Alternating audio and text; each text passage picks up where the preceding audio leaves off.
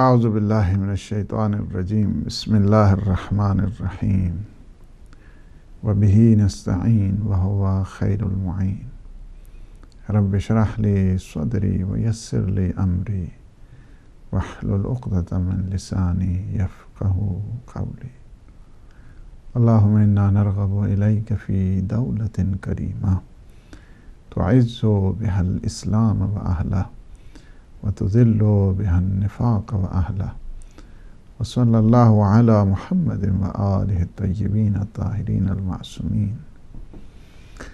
أما بعد فقد قال الله سبحانه وتعالى في محكم الكتاب المبين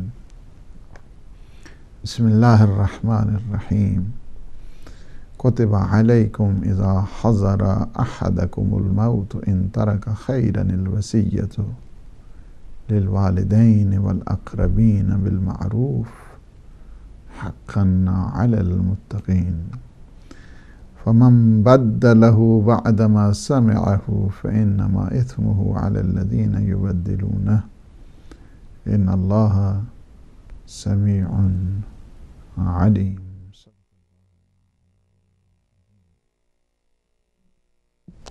میں قرآن کے پروگرام میں اپنے تمام ناظرین اور سامعین کی خدمت میں ہدیہ سلام پیش کرتا ہوں. اللہ سبحانہ و تعالی سے دعا ہے کہ وہ ہمارا شمار قرآن والوں سے کرے، ہمارا شمار اہل بیت اطہار کے سائے میں رکھے، ہمارا شمار وہ لوگ کی جو تعلیمات قرآنی پہ عمل کرنے والے ہیں ان میں ہماری عاقبت بخیر فرمائے، ہمارے گناہوں سے عفو درگزر فرمائے.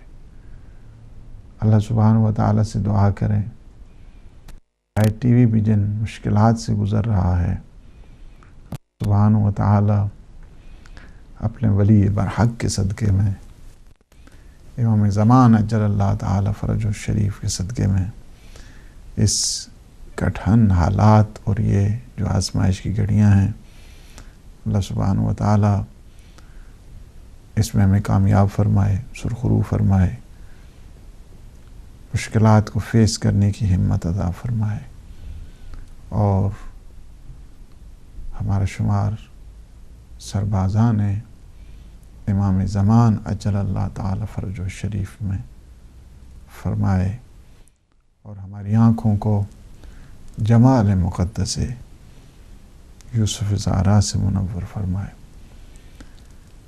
ہماری گفتگو سورہ مبارکہ بقرہ کی آیات جو ہم نے تلاوت کی ہیں اور بات ہماری وصیت کے متعلق ہے کہ وصیت کی بہت زیادہ ہے اور سگنیفیکنس ہے. وصیت کے بغیر جو اس دنیا سے گیا روایات کی روح سے ماتا میتتن جاہلیہ، جاہلیت کی موت مرا ہے. فرمایا کہ تم سوو تو تمہارے سرہانے کے نیچے تمہارا وصیت نامہ جو لاسٹ ول ہے انسان کی موجود ہونی چاہیے. وصیت کے بڑے فائدے ہیں.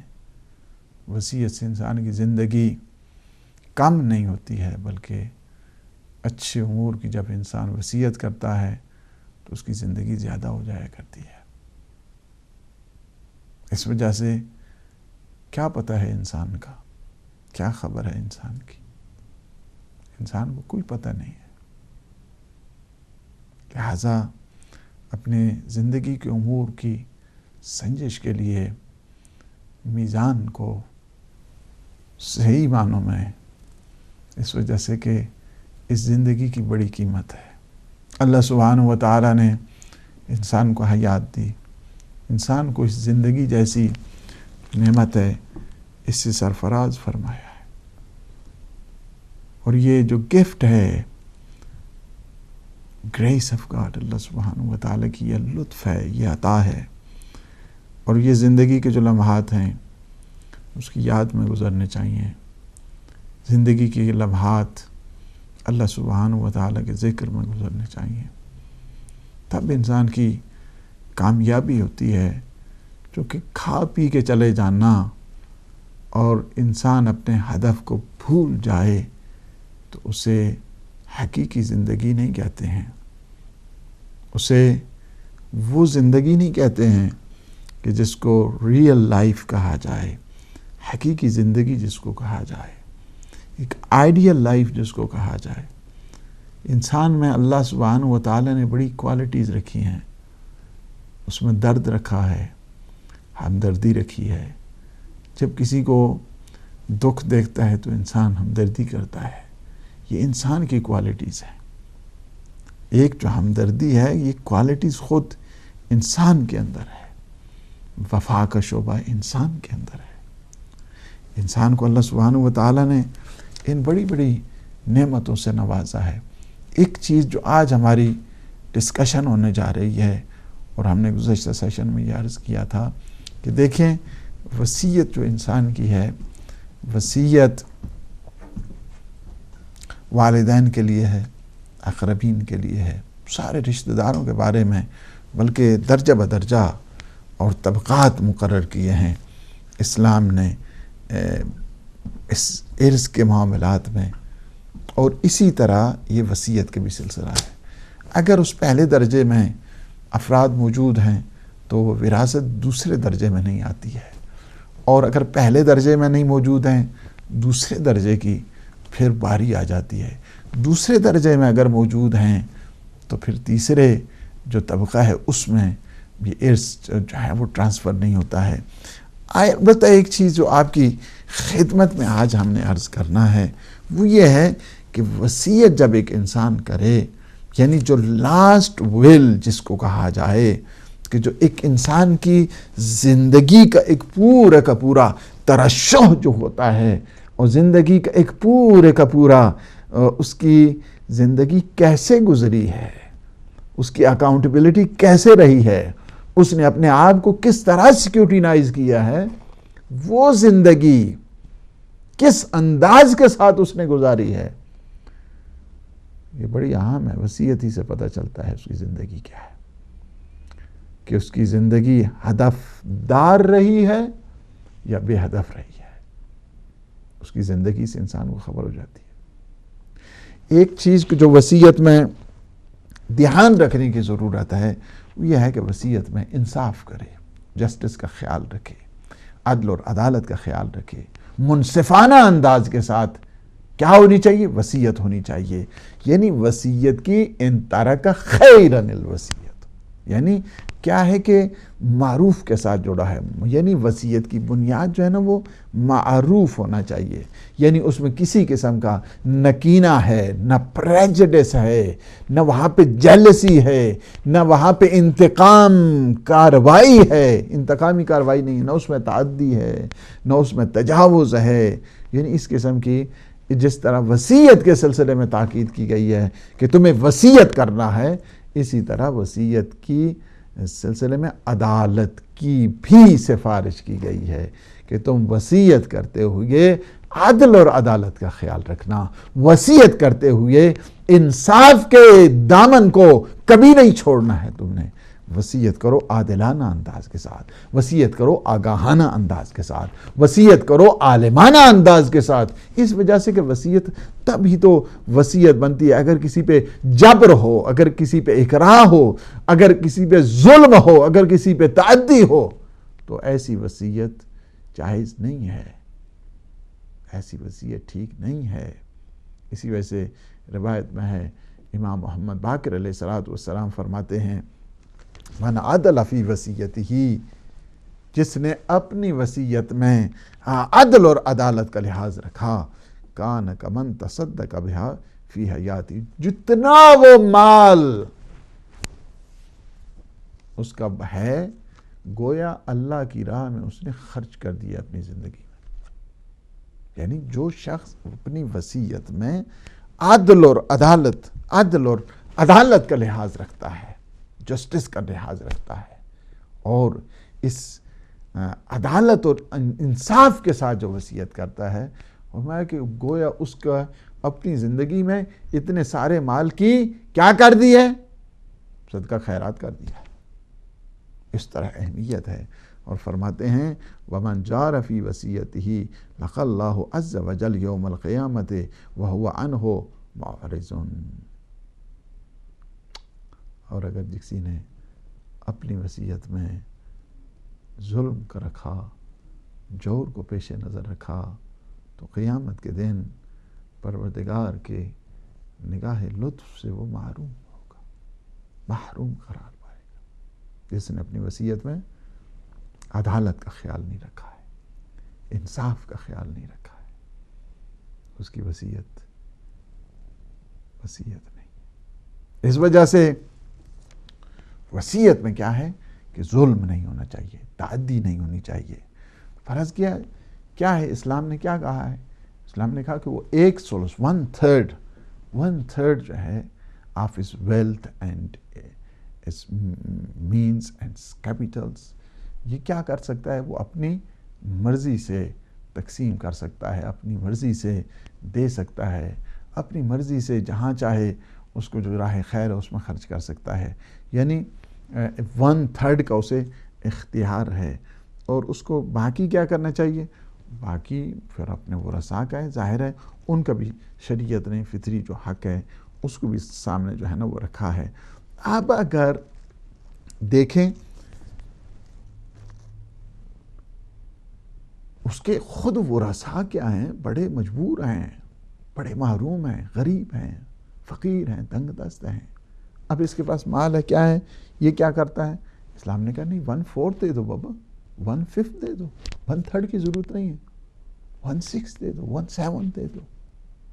اسلام نے فلیکسیبلٹی رکھی تاکہ وہ جو غریب ہیں، فقیر ہیں، نادار ہیں، بے کس ہیں، کتنے جوان ہیں جن کی شادیاں ہونی ہیں، کتنی بچیاں ہیں جن کے لیے ان کو رخصت کرنے کے لیے انسان کو سامان چاہیے ہوتا ہے۔ اب تم 1/3 کی وصیت کر کے ان پچھلے والوں کو، تمہارے پاس وہ مال اتنا نہیں ہے، تو اس وجہ سے اسلام نے کہا کہ تم کیا کرو، 1/4 کی طرف جا دو، 5ویں حصے کی طرف چلے جاؤ، 6 حصے کی طرف تم چلے جاؤ۔ یہ نہ کہو کہ ہاں جی 1/3 تک میں تو کر سکتا ہوں۔ پیچھے کے حالات کو دیکھ کر اسے چاہیے کہ وصیت میں عدل اور عدالت کا جو ہے وہ قیام کرے، عدل اور عدالت کا انسان کو لحاظ کرنا چاہیے۔ اب یہ نہیں ہر جگہ پہ وہاں پہ اسے ہاں جی 1/3 کی اجازت ہو تو بس 1/3 ہی ہے۔ حالات کو دیکھا جاتا ہے، سچویشن کو دیکھا جاتا ہے، انوائرمنٹ کو دیکھا جاتا ہے، اس کی فیملی لائف کو دیکھا جاتا ہے، اس کے ریلیٹیو جو ہیں اس کو دیکھا جاتا ہے، ان کے حالات کو دیکھا جاتا ہے۔ اس کو کہتے ہیں عدل اور عدالت کے ساتھ انصاف، انسان جو ہے نا وہ فیصلہ کرے۔ اسی طرح وصیت میں کیا ہے؟ انسان کو پھر تجاوز بھی نہیں کرنا چاہیے۔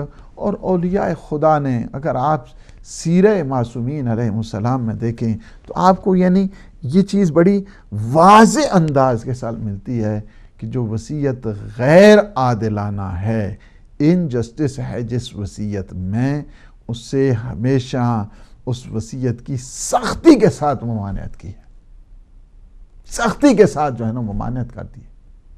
آپ اگر چلے جائیں، حدیث میں ہے پیغمبر اسلام صلی اللہ علیہ وآلہ وسلم کی، دیکھیں یہ حدیث بہت غور والی ہے اور بہت توجہ والی ہے۔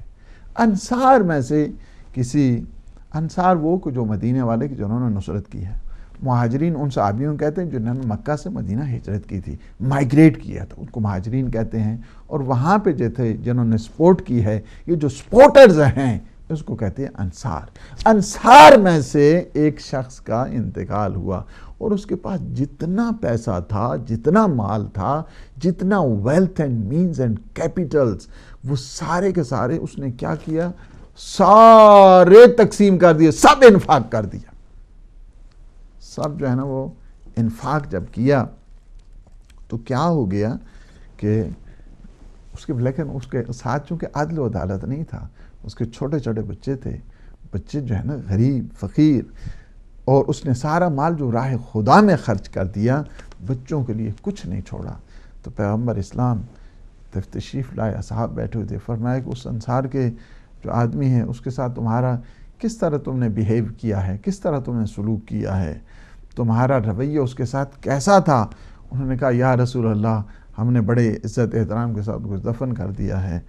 آپ نے فرمایا یہ سوچنے والی ہے اور یہ سمجھنے والی ہے۔ اور یہ ٹیچنگز ہیں. These are the teaching of the holy prophet of Islam. یہ سیرہ طیبہ ہے پریکٹیکل وے میں. انسان دیکھے, انسان ویسے تو کہتا رہتا ہے ہم مسلمان ہیں, پیغمبر اسلام کی شریعت کو ماننے والے ہیں, اور یہ لیکن حقیقت بات یہی ہے کہ حقیقی مسلمان اسی کو کہتے ہیں کہ جو پیغمبر اسلام صلی اللہ علیہ وآلہ وسلم کی لائف سٹائل کو اپنی زندگی کا سرمایہ قرار دے. اسے کہا جاتا ہے حقیقی مسلمان. ویسے انسان لا الہ الا اللہ محمد رسول اللہ صلی اللہ علیہ وآلہ وسلم پڑھ لے تو انسان مسلمان تو ہو جاتا ہے, لیکن حقیقی مسلمان کے لیے اس کو وہ امپلیمنٹ کرنا ہوگا جو سیرہ طیبہ پیغمبر اسلام ہے. اور سیرہ طیبہ میں اور سنت پیغمبر اسلام میں آپ کے قول کو دیکھنا ہوگا, آپ کے فعل کو دیکھنا ہوگا, اور آپ نے جس امر میں سکوت کیا ہے اس کو دیکھنا ہوگا. قول معصوم, فعل معصوم اور تقریر معصوم کو دیکھنا ہوگا. تب جا کر ایک انسان دیکھنا نہیں ہے فقط امپلیمنٹ کرنا ہوگا. تب جا کر ایک انسان حقیقی معنوں میں مسلمان ہو سکتا ہے. پیغمبر اسلام صلی اللہ علیہ وآلہ وسلم نے جب پوچھا کہ تم نے کیا کیا ہے, کہا کہ ہم نے دفن کر دیا. پیغمبر اسلام کیا فرماتے ہیں؟ اگر مجھے بتایا ہوتا کہ یہ انصار کا جو شخص جس نے سارے کا سارا مال خرچ کر دیا, انفاق کر دیا, اور اس کے بچے اسی طرح محروم ہو گئے ہیں, اس نے وصیت میں کسی چیز کا عدل و عدالت کا خیال نہیں کیا ہے, ظلم اور تعدی کا جنرل خیال کیا. اور میں اگر مجھے پتا ہوتا تو میں اسے مسلمانوں کے قبرستان میں دفن نہیں ہونے دیتا, کہ جس نے اپنے بچوں کو, چھوٹے چھوٹے بچے اس کے رہ گئے ہیں, تاکہ وہ گدائی کرتے پھر. اس نے سارا مال انفاق کر دیا, اور اس کے بچے کل جائیں گے لوگوں کے سامنے ہاتھ پھیلائیں گے, لوگوں کے سامنے دست اٹھائیں گے, کہیں فقیروں کی طرح, گداؤں کی طرح, اور یہ بیگنگ کریں گے. اس وجہ سے اگر مجھے پتا ہوتا تو میں کبھی بھی اسے مسلمانوں کے قبرستان میں دفن نہیں ہونے دیتا. السلام علیکم ورحمۃ اللہ. ہلو, السلام علیکم. وعلیکم السلام ورحمۃ اللہ وبرکاتہ. جناب مولانا صاحب میں محمد لندن سے بول رہا ہوں. اللہ خیریت ہے. ٹھیک ہے جناب, کافی دنوں سے آپ کو سلام نہیں کیا, تو آج آپ کا پروگرام میں کمپیوٹر کے اوپر دیکھ رہا ہوں, تو میں نے سوچا کہ شہزادوں کو سلام کروں. اور حقیقت یہ ہے کہ جن لوگوں نے کلمہ پڑھ کر کلمہ سیکھ لیا اور کلمے کو سمجھ کے زندگی ان لوگوں کی ہے, جس طرح آپ لوگوں نے کلمہ پڑھا اور کلمے کو سیکھ لیا اور حضرت علی علیہ السلام کو مولا مان لیا. جو اللہ تعالیٰ کے رسول کو رسول نہیں مانتے وہ کلمہ پڑھ کر بھی تابعداری میں نہیں آئے. جو تابعداری میں نہیں آئے اللہ تعالیٰ ان کو ہدایت دے اور کلمہ پڑھ کر کلمہ سمجھنے کی توفیق عطا فرمائے. اور آپ لوگوں کو اور حضرت علی علیہ السلام کو بھی سمجھنے کی کوشش کریں. جب تک اللہ تعالیٰ کے نبی کو نہیں سمجھیں گے تب تک حضرت علی علیہ السلام کو نہیں سمجھیں گے. میں دعا کرتا ہوں کہ ہم لوگوں کو عقل آ جائے اور ہم لوگ کلمہ پڑھ کر اللہ تعالیٰ کی تابعداری میں آ جائیں, کیونکہ اللہ تعالیٰ کے نبی ہر جگہ میں اور ہر موقع کے اوپر اور ہر تکلیف کے اوپر پہنچ جاتے ہیں اگر بلانے کا طریقہ آتا ہو. اسی کے ساتھ میں اجازت چاہتا ہوں, اور آپ شہزادوں کا شکریہ, آپ کی ٹیم کا بھی پورا شکریہ, اور آپ کے ساتھ سلام عرض کرتا ہوں. اللہ جناب. وعلیکم السلام ورحمۃ اللہ. اللہ پاک انشاءاللہ آپ کو جزائے خیر دے اور صحت و سلامتی عطا فرمائے انشاءاللہ بحق محمد و آل محمد. تو یہ ہے کہ پیغمبر اسلام صلی اللہ علیہ وآلہ وسلم نے آئیڈیل لائف کا میزان بتا دیا کہ وہ عدل اور عدالت کے تحت رہے, عدل اور عدالت کے تحت رہے. انصاف کے سائے میں تمہاری زندگی گزرنی چاہیے, انصاف کے سائے میں وصیت بھی ہونی چاہیے. اور پھر آپ نے دیکھا کہ وصیت کیا ہو, خیر سے متعلق ہو, خیر سے متعلق. ان ترک خیرا الوصیت, خیر چھوڑی ہے تو وصیت کریں. وصیت خیر کے لیے ہوتی ہے, بھلائی کے لیے ہوتی ہے. مال بھی جو راہ خدا میں جاتا ہے وہ بھلائی انسان کے لیے لاتا ہے, شر کی وصیت نہیں ہوا کرتی ہے. اگر کسی نے سینما بنا دیا کہ جہاں پہ ڈانس ہو رہا ہے، کسی نے کلب بنا دیا کہ جہاں پہ مختلف قسم کے فسادات ہو رہے ہیں، اور اس کی وصیت جو ہے نا وہ کرنا شروع کر دے کہ اس کو اس طرح امپروو کرنا، اس کو یہ کرنا، اس کو وہ کرنا. ایسے یہ وصیتیں نہیں ہوا کرتی. ان ترک خیرا الوصیت، اگر وہ وصیت کیا ہے، اس نے خیر کے مطابق. خیر کا جو لفظ استعمال ہوا ہے، خیر کا مطلب یعنی مال و دولت بھی ہے. مال و دولت انسان کے لیے خیر ہے اگر وہ راہ خدا میں جائے، اگر صحیح معنوں میں اس کا مصرف کر دیا جائے. اسلام نے اس مال پہ تنقید کی ہے کہ جو راہ حلال سے کسب نہ کیا جائے، جو راہ حلال سے استفادہ نہ کیا جائے، جو راہ حلال سے اخذ نہ کیا جائے، اس مال پہ اسلام نے کیا کیا ہے؟ تنقید کی ہے. اس وجہ سے وہ مال کہ جو محبتیں لاتا ہے، جو غریب پروری کرتا ہے، جو یتیم نوازی کرتا ہے، جو انسان کی انفرادی اور اجتماعی زندگی کے لیے مصرف ہوتا ہے، وہ مال خیر ہے. وہ مال شر ہوا کرتا ہے کہ جو رشتوں کو جوڑنے کے بجائے توڑنے کا سامان پیدا کرے. وہ کیا ہے؟ وہ مال شر ہوا کرتا ہے جس سے ذخیرہ اندوزی ہو جائے اور بہت زیادہ محروم کر دیا جائے. نہ خمس کا پتہ، نہ زکوٰۃ کا پتہ، نہ انفاق کا پتہ، نہ ایثار کا پتہ، نہ مواسات کا پتہ، کچھ نہیں. ماشاءاللہ جناب، یہ ایسے مال کا پھر کوئی فائدہ نہیں ہوتا ہے. مال اسی وجہ سے پیغمبر اسلام صلی اللہ علیہ وآلہ وسلم فرماتے ہیں نعم المال الصالح للرجل الصالح. اگر مرد اچھا ہے، نیک ہے، صالح ہے، تو اس کے پاس جو مال ہوگا صالح شخص کے لیے، صالح مال کتنا اچھا ہے. اس وجہ سے وہ خیرات کی طرف اس کو لے کر جائے گا، انفاق فی سبیل اللہ کی طرف لے کر جائے گا، لوگوں کی ضروریات کو پورا کرے گا، اپنی فیملی کے اوپر دھیان رکھے گا. اسی طرح حضرت امیر المؤمنین علی ابن ابی طالب علیہ السلام نے بھی خیر سے مراد مال کثیر لیا ہے. یعنی یہاں پہ ایک خیر سے ایک مراد کیا ہے؟ مال کثیر ہے. یہاں ان ترک خیرا الوصیت، یعنی ایک شخص کے پاس، اگر ایک روایت میں یہ ہے کہ ایک شخص کے پاس فقط 700 درہم تھے، تو کیا کیا؟ پیغمبر اسلام نے اسے وصیت کرنے سے کہ وہ 1/3 یا وہ فرمائے کہ اس سے یہ جو ہے نا تم اپنی فیملی کے لیے رہنے، اس کے لیے وصیت کرنے سے کیا ہے؟ روک دیا پیغمبر اسلام نے. فرمائے قال سبحانہ ان ترک خیرا ولیس لک کثیر مال. آپ کے پاس کوئی زیادہ مال نہیں ہے، 700 ہے فقط. آپ کے پیچھے کتنے خرچے ہونے والے ہیں؟ آپ کی اولاد ہے، آپ کی بیوی ہے، آپ کے بچے ہیں.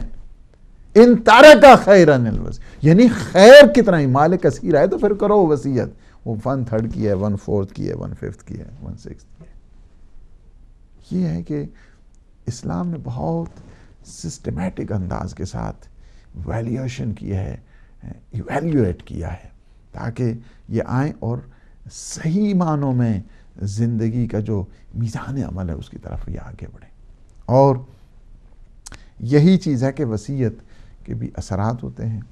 وصیت کے جو کنسیکوینسز ہیں، کنسیکوینسز آف لاسٹ ول، اور اس کے جو اثرات ہیں، اور بلیسنگز آف دا لاسٹ ول، اور انسان کی جو آخری وصیت ہے اس کی جو بلیسنگز ہیں، باؤنٹیز ہیں، کنسیکوینسز ہیں، بہت زیادہ اثرات ہوا کرتے ہیں اس وصیت کے سلسلے میں. سب سے پہلی چیز یہ ہے، متعدد اس کے اثرات ہیں، میں چند ایک آپ کی خدمت میں پیش کرنا چاہتا ہوں کہ اس کی جو برکات ہیں وصیت کے سلسلے میں. دیکھیں وصیت میں کیا ہے؟ احساس وصیت کیا ہوتی ہے؟ احساس ذمہ داری کا مظہر بنا کرتی ہے. ایک سسٹمیٹک لائف، ایک جو ہے نا وہ رسپانسیبل جو ہے، وہ اس کو لائف جس کو کہا جائے، ایک ایسی زندگی کہ جو ہدفدار ہے، دور اندیشی کا سبب بنتی ہے. یہی وصیت اس نے کیا کیا ہے؟ دور اندیشی کی ہے. کل باہر کے جانا تو سب نے ہے، کون سا انسان ہے جب نبی و مرسل نہ رہے کون رہے گا؟ یہ تو نہیں ہو سکتا ہے، جانا سب کو ہے. اس نے کیا کیا ہے؟ دور اندیشی کی ہے. فیوچر کو نگاہ میں رکھتے ہوئے اس نے وصیت کر دی ہے. اور اس کے اپنے جو ڈسپلن آف لائف جس کو کہا جائے یہ اس نے اس سے اظہار کر دیا ہے. یہ ایک فائدہ ہے. دوسرا یہ ہے کہ وصیت سے انسان کیا کرتا ہے؟ دوسروں کے حقوق کا بھی احترام کرتا ہے. جو ہیومن رائٹس ہیں گویا اس کا احترام کیا جا رہا ہے، آنر کی جا رہی ہے، اور مال و دولت کے ذریعے اس مصرف کی جو نشاندہی ہے وہ کی جا رہی ہے. اتنا مال چھوڑا ہے تو اس کو اس طرح یوٹیلائز کرنا ہے تم نے.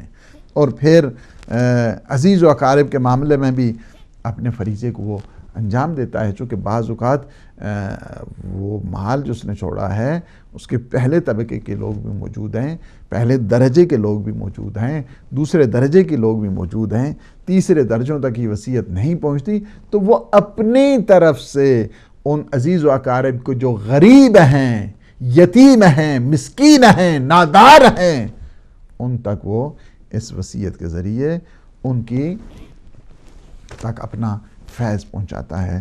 اور اس کا تیسرا جو اثر ہے اور برکت ہے وصیت کے سلسلے میں کہ اس کی ایک ایسی زندگی، چونکہ آئیڈیل لائف ہے نا، اس کی زندگی میں کچھ پروجیکٹ تھے کہ جن کو وہ انجام نہیں دے سکا، ان امور خیریہ کی بھی وہ نشاندہی کرتا ہے. چیریٹی ورک کے لیے، سوشل ویلفیئر سسٹم کے لیے، ایک اس قسم کے نظام کے لیے، تاکہ وہ نہیں ہے تو یہ سسٹم چلتا رہے، اس کی یادیں جو ہیں وہ برقرار رہتی رہیں. اس وجہ سے جو نیک قسم کے پروجیکٹ ہیں، ایسے سوشل ویلفیئر جو پروجیکٹ ہیں، اس کی طرف وصیت کرتا ہے. وہ خود نہیں رہتا ہے لیکن اس کی یادیں رہتی ہیں اور لوگ آتے ہیں دعا کرتے ہیں. اس سے وہ قرب الہی کو حاصل کرتا ہے، خوشنودی پروردگار کا ذریعہ سر بنا کرتا ہے. اور اس کا چوتھا اثر جو برکت ہے وہ یہ ہے کہ انسان جو قانون میراث ہے، اس کے جو محروم ورثاء ہیں، ان کے ذریعے بھی ان کی محرومی کو وہ دور کرتا ہے. اور اس کا پانچواں اثر یہ ہے کہ وصیت سے کیا ہوتا ہے کہ اپنے والدین، عزیز و اقارب، رشتہ دار، ان سے متعلق کیا ہے؟ تجدید محبت کر رہا ہے. یہ کیا ہے؟ ریوائیول ایک ہو رہا ہے، revival of love and affection with his parent, with his relatives. یہ کیا ہے؟ ریوائیو کر رہا ہے، ریوائیو کر رہا ہے، ایک قسم کے رینیو کر رہا ہے محبت کو اپنی. چونکہ جب وصیت کو دیکھتے ہیں ایک دفعہ اس کی یادیں اور ایک قسم کی ستائش ہے، ایک قسم کی قدردانی ہے. میں آپ کو جانے کے بعد بھی بھولا نہیں ہوں، میں آپ کو جانے کے بعد بھی یہ نہیں کہ میں فراموش کر گیا ہوں. اسی لیے فرمایا گیا جب انسان اپنے عزیز و اقارب، اور بالخصوص وہ یاد رکھیں اس چیز کو، وہ عزیز و اقارب کہ جو انسان کی زندگی میں دشمن رہے ہوں، جب انسان یا وہ رشتہ دار جو انسان کی زندگی میں سرد مہری اختیار کرتے رہے ہوں، وصیت کے ذریعے جو مخصوص اور ایک مختص جو مقدار ہے، تاکہ ان ٹوٹے ہوئے دلوں کو باہم پیوست کر دیا جائے. کس میں؟ محبت کے اس جو شکستہ دل ہے نا، محبت کے زیور میں ان کو پرو دیا جائے. اور یہ وصیت کے ذریعے انسان کرتا ہے. معصومین علیہ السلام نے، آپ اگر امام جعفر صادق علیہ السلام کی لاسٹ وہاں پہ جب وصیتیں کر رہے تھے نا، تو ایک وصیت میں یہ تھا، وصیت جو امام کو اس بستر شہادت پہ زہر کی وجہ سے افاقہ ملتا تھا، تو امام فرماتے تھے اتنا فلاں کو دے دیں، اتنا فلاں کو دے دیں، اتنا فلاں کو. ایک دفعہ امام علیہ السلام کی کنیز کہتی ہے وہ تو آپ کے ساتھ اس نے اتنا ظلم کیا ہے. آپ فرمائے ہم اہل بیت ہیں، ہم اہل بیت رسول ہیں، ہم صلہ رحم کرنے والے. معصومین علیہ السلام نے یہ بات بتا دی. ان کے لیے بھی تھوڑا مقدار تاکہ وصیت میں، تاکہ وہ جو ایک شکستہ دل ہیں، ٹوٹے ہوئے دل ہیں، آپس میں پیوست ہو جائیں، مل جائیں، کدورتیں ختم ہو جائیں، نفاق ختم ہو جائے، انتقام جوئی ختم ہو جائے، انتقامی کاروائیاں ختم ہو جائیں. اور اس کا چھٹا فائدہ یہ ہے کہ وصیت سے کیا ہوتا ہے؟ طبقہ بندی اور مال و طبقہ بندی کا خاتمہ ہوتا ہے. اور مال کیا ہے؟ عادل اور عادلانہ انداز کے ساتھ تقسیم ہوا کرتا ہے، کسی کا حق بھی ضائع نہیں ہوتا. اس وجہ سے وصیت کرنے بہت زیادہ اس کی تاکید ہے بہت زیادہ اس کی برکات ہیں، بہت زیادہ اس کے اثرات ہیں۔ ایک اور ڈسکشن جو یہاں پہ وصیت کے سلسلے میں، وصیت کی یاد رکھیں، جس طرح ہم نے ابتدا میں بھی کہا ہے کہ وصیت بعض اوقات وصیت بذات خود کیا ہے کہ مستحب ہے، اٹ از ہائیلی ریکمینڈڈ ہے وصیت، لیکن بعض انداز کے ساتھ واجب ہوا کرتی ہے۔ مثلا اگر کسی نے حقوق اللہ کو ادا نہیں کیا ہے تو وصیت اس کی واجب ہے، اس کو بتائے اتنی میری نمازیں رہتی ہیں، اتنے میرے روزے رہتے ہیں، اتنے میرا یہ جو ہیں میں نے حج نہیں کیا ہے، میں نے خمس نہیں دیا ہے۔ یہ ساری چیزیں کیا ہیں، جتنے تعلق ہے حقوق اللہ کے ساتھ، اس کو انسان لکھے اور اپنے جو ورثاء ہیں انہیں بتائے، اور یہ جو واجبات پروردگار ہیں ان کا اسٹیمیٹ لگانے کے بعد پھر جو بچ جاتا ہے وہ تقسیم ہوا کرتا ہے۔ فرض کیا کہ کسی نے ابھی کچھ ایک نے جو ہے نا وہ 20,000 پاؤنڈ جو ہے نا وہ چھوڑا ہے، اب 20,000 پاؤنڈ میں اس نے کیا کیا ہے، اس نے حج بھی نہیں کیا، تو اس کا حج لکھتا ہے کہ میرا حج نہیں ہے، میرا حج کرا دینا۔ فرض کیا 3,000 پاؤنڈ وہاں سے منہا ہو گیا۔ اسی طرح اس نے 4-5 سال کی نمازیں نہیں پڑھی ہیں، اچھا لوگ کہتے ہیں کہ نہیں روزے نہیں رکھے، ہم جو ہے نا مثال دے رہا ہوں کہ 5,000 جو ہیں آپ دے دیں تب ہم اس کی نمازیں پڑھیں گے، تو 10,000 تو ویسے ہی نکل گیا۔ وہ 10,000 میں وہ تصرف نہیں کر سکتے ہیں ورثاء، یہ جو 10,000 ریمیننگ یہ جو اماؤنٹ ہے اس میں یہ پھر ورثاء میں جو ہے نا وہ تقسیم ہو گئی۔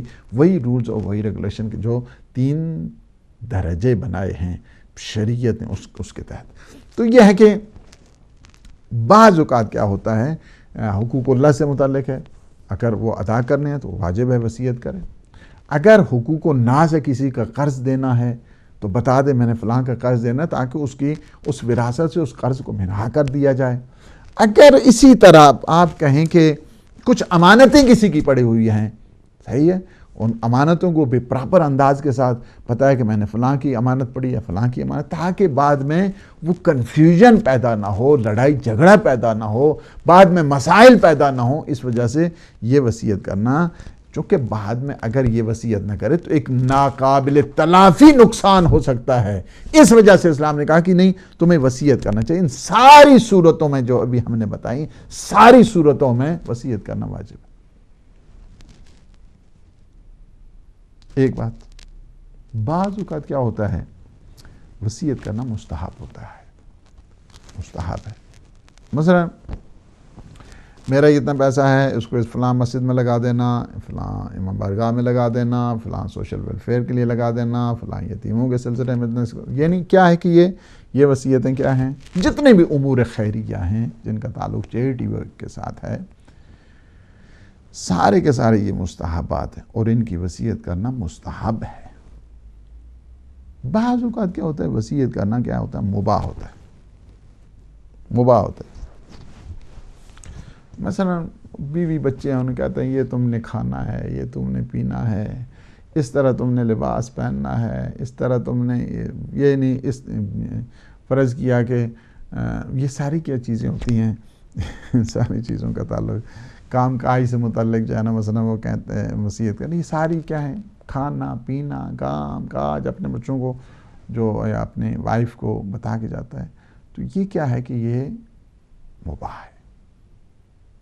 بعض اوقات وصیت کیا ہوتی ہے مکروہ ہوتی ہے، واجب آپ نے سنا، مستحب آپ نے سنا، مباح آپ نے سنا۔ بعض اوقات وصیت کرنا کیا ہوتا ہے مکروہ ہوتا ہے۔ مثلا وصیت کرتا ہے کہ جب میں مر جاؤں تو میری قبر کے اوپر اتنا بڑا سا مقبرہ بنا دینا، صحیح، یہ وصیت کرنا مکروہ ہے۔ یہاں پہ شہداء کی بات نہیں کر رہا ہوں، وہ ہم لوگ بناتے ہیں، معصومین کی بات نہیں کر رہا ہوں، چونکہ بعضوں کا کنفیوژن ہو جاتی ہے، اور نہیں معصومین نے کوئی وصیت کی، یہ ہماری اپنی عقیدت اور ارادت ہوتی ہے۔ لیکن ایک عام آدمی کو تو نہیں، میں چاہتا ہوں کہ میں جب مر جاؤں تو میری قبر پہ ایک مقبرہ بنا دینا، یہ وصیت مکروہ ہے۔ بعض اوقات جو ہے نا وصیت کیا ہوتی ہے حرام ہوتی ہے۔ مثلا وہ کیا کہتا ہے وصیت، فلاں جگہ ایک غنا کا سنٹر بنا دو، پب بنا دو، وہاں پہ کلب بنا دو، وہاں پہ یعنی جو ڈانس والے یا اس قسم کے جو جہاں پہ فعل حرام ہوتا ہے اس قسم کے، ہاں جی وہ یہ ساری کتنے جتنی بھی فسادات کے مرکز ہیں. یا مثلا کہتے ہیں کہ وہ جو کتابیں جو کتب ضالہ جن کو کہا جاتا ہے، گمراہ کرنے والی کتابیں ہیں، جیسے انسان کے ذہن کنفیوز ہوتا ہے، انسان خدا سے دور ہوتا ہے اور عصمت سے دور ہوتا ہے، معصومین سے دور ہوتا ہے. اس قسم کی کتابیں کہ جو اس وقت آپ دیکھ رہے ہیں کہ پوری کی پوری جو ایک وہابی لابی ہے، اس وقت آپ دیکھ رہے ہیں کہ کس قدر وہ تقسیم کر رہی ہے. خود ایک پاکستان میں چند سال پہلے کی میں آپ کو رپورٹ دیتا ہوں کہ ایک جو ہے نا وہ 1,87 یعنی 1,87,00,000 فری کتابیں تقسیم ہوتی، یعنی وہ کتابیں کہ جس سے دین نہیں ہے. یہ جو وہابیزم یہ دین نہیں ہے، یہ ایک سیاست ہے. اس کا دین کے ساتھ کوئی تعلق نہیں ہے، اور نہ اس کا اسلام کے ساتھ کوئی تعلق ہے، اور نہ ہی لوگ یہ سمجھیں کہ یہاں سے ان کو اسلام ملے گا، یہاں سے ان کو دین ملے گا. یہ نہیں ہونے والا ہے ان کا. یہ انہوں نے ایک فتنہ کی جو آماجگاہ ہے اس کو پروموٹ کرنے کے لیے انہوں نے سب کچھ کام کیا ہے. ایسا نہیں ہے تاکہ جو نان مسلم ہیں، تاکہ وہ لوگ کہ جو اسلام کے، چونکہ نان مسلم جب ان ایکٹیویٹیز کو دیکھتا ہے متنفر ہو جاتا ہے دین سے، یا وہ لوگ کہ جو دین مقدس اسلام کے خلاف کام کرنا چاہتے ہیں، وہ کہتے ہیں یہ اسلام ہے. اس کا تعلق نہیں ہے کہ اسلام کے ساتھ. اسلام کو اگر صحیح معنوں میں کسی نے دیکھنا ہے تو وہ در مصطفیٰ سے ملے گا. اقبال نے کیا خوب کہا ہے، سبحان اللہ، کہتا ہے بمصطفیٰ بے رساں کہ دین ہم اوست، جاؤ پیغمبر اسلام کے دروازے پہ آپ کو دین ملے گا. اگر بہو نہ رسیدی تمام بولا حدیث. اگر پیغمبر اسلام کے دروازے پہ نہیں گئے ہو تو دوسرے پھر پیغمبر اسلام کے جو مقابلے میں دروازہ وہ ابو لہب کا ہے، ابو لہب کا ہے. اگر بہو نہ رسیدی تمام بولا. اس وجہ سے پیغمبر اسلام کہاں پہ ہے، کس دین میں ہے، کس کے اوپر ظلم کرنا ہے. اسلام کی نگاہ تو یہاں تک ہے کہ بے گناہ کسی چیونٹی کو بھی نہیں انسان مار سکتا ہے. اسی طرح یہ جو حتیٰ کہ شکار کے لیے بھی حدود بندی اسلام نے کی ہے. اس طرح نہیں ہے کہ جو مرضی ہے، ہاں جی بندوق اٹھائی، ہاں جی جگہ کھا رہے ہیں جی صاحب جا رہے ہیں جی شکار کے لیے. نہیں، ایسا تھوڑا ہے. یہ فن نہیں ہے، انہیں فن پرستی ہے. اسلام نے ہر چیز کا، نہ فقط یہ کہ وہ کون سا دین ہے، کون سا اسلام ہے کہ کسی کی گردن کو کاٹ کے اور اس کے خون کا فوارہ جب نکلتا ہے اور یہ کہے اللہ اکبر. یہ کون سی اللہ؟ تم شیطان کو اکبر مان رہے. اس وجہ سے کہ اللہ اکبر کا کیا تعلق ہے اس سے. یہ اسی طرح ہے کہ اگر کوئی غیبت کرنا چاہتا ہے تو اس انداز کے ساتھ کہتا ہے کہ اگر کوئی وہاں پہ ڈسیبل آ رہا ہے تو کہتا ہے آہ ماشاءاللہ جی سبحان اللہ. یہ ماشاءاللہ سبحان اللہ سے آپ کو درخت میں لگیں گے جنت میں؟ نہیں، آگ بنے گی. اسی طرح یہی کام یزید نے کیا تھا نعرہ تکبیر لگا کے. یزیدی ہیں آج کل کے دور کے انسانوں کے قاتل. اسلام کسی بے گناہ کو، حتیٰ کہ یہودی ہے، نصرانی ہے، خاص کا تعلق کرسچن کمیونٹی کے ساتھ ہے، جوش کمیونٹی کے ساتھ ہے، ہندو ہے، سکھ ہے، کسی مکتب کے ساتھ اس کا تعلق ہے. آپ کو نہیں آکا ہے کہ اس سے حق کے حیات کو سلب کریں. اس کا معاملہ اللہ کے ساتھ ہے، تمہارے ساتھ نہیں ہے. تم نہ کچھ دین کے ٹھیکیدار ہو. ہاں جی پوری دنیا پہ جو ہے نا وہ دین اس کا گلے کاٹ کے دین پھیلتا ہے یا رحم و کرم سے دین پھیلتا ہے. پیغمبر اسلام نے پیغمبر رحیم ہیں، رحمت سکھائی ہے، رافت سکھائی ہے، شفقت سکھائی ہے. گلا کاٹنا نہیں سکھایا ہے کسی کو. کس جگہ ہے؟ جنگ میں بھی حتیٰ کہ جنگ ہو رہی ہے فرمایا اگر کوئی پش پھیر کے تم سے چلا گیا چلو آزاد رہنے دو اس کو، مت نہ اس کے پیچھے مت جاؤ، پیچھے مت جاؤ اس کے. کوئی بھاگ رہا ہے مت جاؤ پیچھے اس کے. اسلام نے حق کے حیات کو ہر دم پروموٹ کیا. حتیٰ مشرک ہے، مشرک بہت بڑا جو ہے نا وہ کیا ہے، ان شرک لظلم عظیم. لیکن مشرک کے لیے بھی اسلام نے یہ نہیں کہا ہے کہ اس کے حق کے حیات لے لو، اس کے حق کے حیات سلب کر لو. اسلام میں جو فراخ دلی ہے وہ کہاں انسان لا سکتا ہے. تو لہٰذا اس مینٹیلٹی کو کہ جو شرک والی ہے، کفر والی ہے، ایک ہتھوڑا رکھا ہوا ہے کہ ہاں جی یہ شرک ہو رہا ہے، یہ کفر ہو رہا ہے، تمہیں کیا ہے اس سے؟ اس وجہ سے یہ اسلام کے نام کے اوپر دھبا ہیں، یہ اسلام کے نام کے اوپر یہ سیاہ داغ ہیں کہ جن کی کام ہی ہے یہ کارخانے کھول دیے ہیں، شرک شرک شرک، جدھر جاؤ انہیں شرک شرک کے سوا جو ہے نا کچھ نظر ہی نہیں آتا ہے۔ تو میں یہ کہوں گا کہ دیکھیں یہ جتنی جو گمراہ کن کتابیں ہیں ان کی اشاعت بھی، یہ بھی حرام ہے۔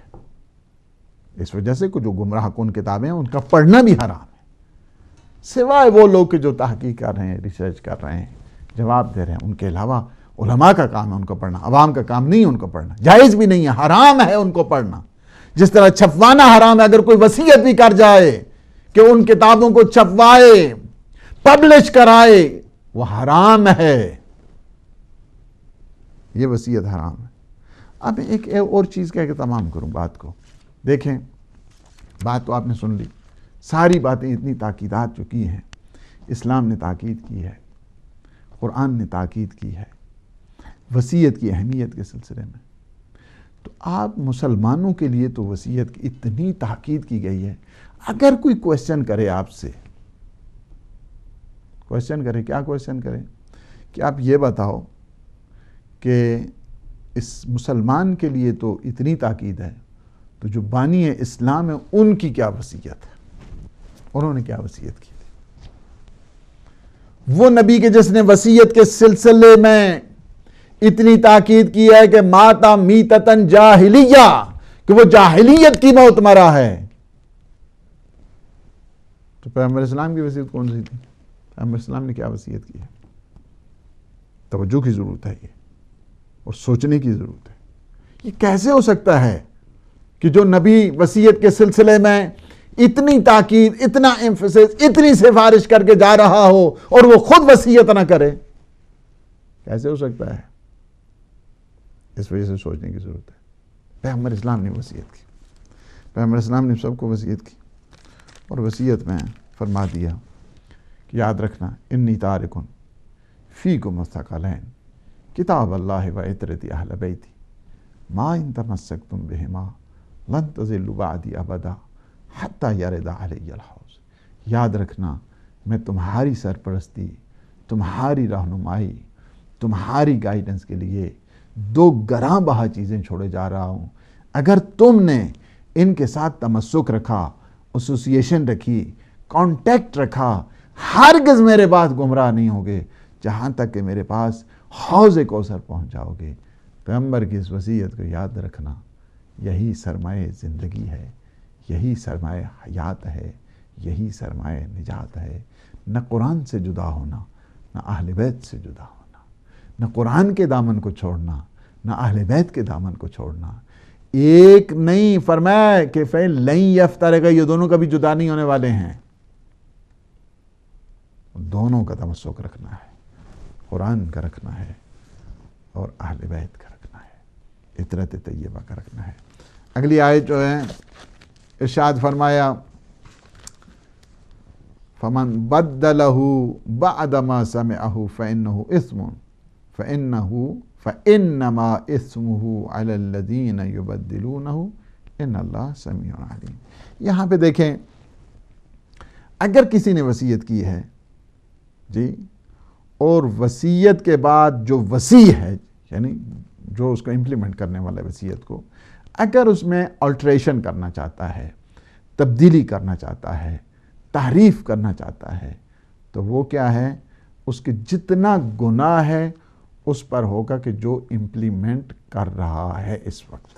فرض کیا کہ ایک جو وصیت کرنے والا ہے، موصی ہے، وصیت کر رہا ہے، اس نے کیا کیا ہے کہ میرے اس مال سے اب ہر مہینہ مثلا 10 یتیموں کو کھانا کھلانا ہے، 10 یتیموں کو ایجوکیٹ کرانا ہے، یا 10 یتیموں کی جو فیسیں ہیں اس میں اسکولوں کی وہ ادا کرنی ہے، مثال دے رہا ہوں۔ اب یہ کہتا ہے کہ ہاں جی وہ ادھر بھی تو ہے نا چیریٹی، چلو ادھر ہی لا دینا، وہ بھی ادھر رائے خیر، نہیں کر سکتا اس طرح، جائز نہیں ہے۔ اگر کوئی اس طرح کر رہا ہے، اسے بہر کیف جس نے وصیت کی ہے، اسے 10 یتیموں کا ثواب ملے گا، چونکہ اس کی نیت اللہ سبحانہ و تعالیٰ کے سامنے برحق ہے، اور اس کی جو سزا ہے اس دوسرے شخص کو ملے گی کہ اس نے کیوں اس وصیت کے اوپر عمل نہیں کیا ہے، کیوں تبدیل کیا ہے اس نے. تو اس کا جتنا گناہ ہے اس کے اوپر آ جائے گا کہ جتنا، یعنی یہ سارا جو کے گناہ ہے اس وصی کی گردن پر ہے. کہ جس نے وصیت میں خلاف ورزی کیا ہے، جس نے وصیت میں آلٹریشن کیا ہے، جس نے وصیت میں تبدیلی کر دی ہے، اس وجہ سے کہ ذاتی خواہشات سے تغیر اور تبدل نہیں کیا جا سکتا وصیت. پھر یہ ہے کہ یہاں تک بھی روایت ہے، یہ روایت بہت غور والی ہے اور سمجھنے والی ہے. فرماتے ہیں تفسیر نور الثقلین کی جلد نمبر 1 اور صفحہ نمبر 159 پہ یہ روایت ہے. فرماتے ہیں اگر وصیت یہودی اور نصرانی بھی کرے، یہودی جوئش پرسن، ایک کرسچن پرسن، ٹھیک ہے، کرسچن بھی کرتا ہے، جوئش بھی کرتا ہے، تب بھی کسی کو حق نہیں ہے کہ اس وصیت میں تبدیلی کرے. اور خبر ہونی چاہیے کہ کیا ہے، ان اللہ سمیع علیم، اللہ سبحانہ و تعالیٰ کیا ہے، ہر بات کو سنتا ہے، ہر ایک کے حالات سے باخبر ہے. لہذا تقویٰ کا ایک بہترین ذریعہ جو بتا دیا اسلام نے اور قرآن نے، وہ یہ ہے کہ وصیت کے سلسلے میں کوئی تصرف نہ کرے، کوئی تغیر نہ کرے، کوئی تبدل نہ کرے، کوئی آلٹریشن نہ کرے، کوئی خلاف ورزی نہ کرے، چونکہ اس قسم کا فعل انسان کو دین اور تدین سے دور کر دیتا ہے. اللہ سبحانہ و تعالی ہمارے جو لمحات ہیں انہیں عبادت میں شمار فرمائے. ہمارے بڑے محترم ہیں محمد یعقوب، انہوں نے فون کیا ہے، کیونکہ آج کل ہماری جو نشریات ہیں یہاں UK یورپ میں